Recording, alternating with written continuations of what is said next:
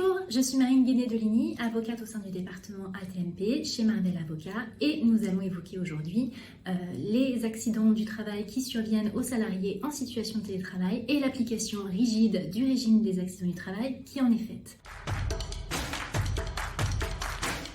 L'employeur doit pouvoir appréhender un accident qui survient à un salarié en situation de télétravail et la difficulté dans ce cadre qui va se poser va être de caractériser l'accident dans la mesure où se confondent activités personnelles et professionnelles sans contrôle direct de l'employeur.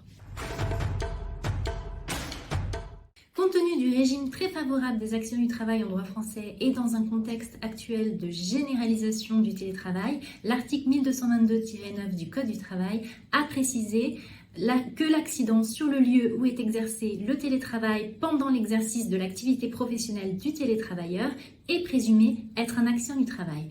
Voilà pour le principe. Pour rappel, il y a trois notions principales pour caractériser un accident du travail.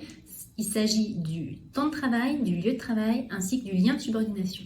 Concernant le temps de travail, il va concerner tout le temps où le salarié est connecté au réseau de l'entreprise et ce, même si le salarié ne fournit aucun travail effectif. S'agissant du lieu de travail, contrairement à ce qu'on pourrait penser, il va viser l'intégralité du domicile du salarié et non pas seulement le bureau ou le lieu où il a installé son ordinateur. Enfin, concernant le lien de subordination, il est présumé exister dès lors que le salarié est connecté au réseau de l'entreprise, à sa messagerie professionnelle ou utilisera son téléphone professionnel. Prenons deux exemples pour mieux comprendre. Premier exemple, un salarié à 10 heures se coupe en épluchant une pomme. Ça arrive, c'est un accident du travail. Ce n'est pas considéré à proprement parler comme une activité personnelle puisque cela relève d'une nécessité de la vie courante. Sauf à considérer que le salarié doit se connecter à chaque fois qu'il aura envie d'aller prendre un café par exemple, le lien de subordination sera considéré comme maintenu. Second exemple, une salariée ou un salarié tombe en allant lancer une machine à laver à 13h30 alors qu'il a une pause déjeuner de 13h à 14h.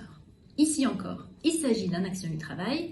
Le salarié se trouve bien sur son lieu de travail, rappelons qu'il concerne l'intégralité du domicile du salarié, et par assimilation à un accident qui aurait pu se produire dans la cantine d'entreprise, le lien de subordination n'est pas interrompu malgré la pause déjeuner du salarié.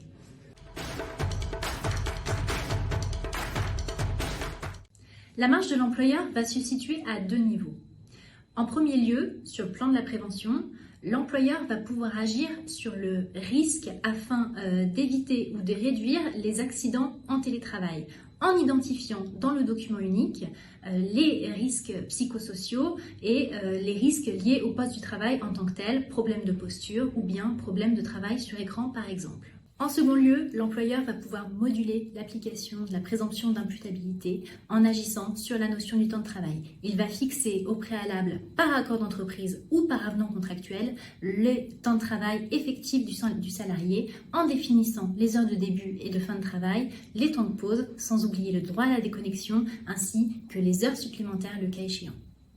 Sur ce point, nous vous conseillons d'agir salarié par avenant contractuel afin de fixer au cas par cas leur temps de travail effectif.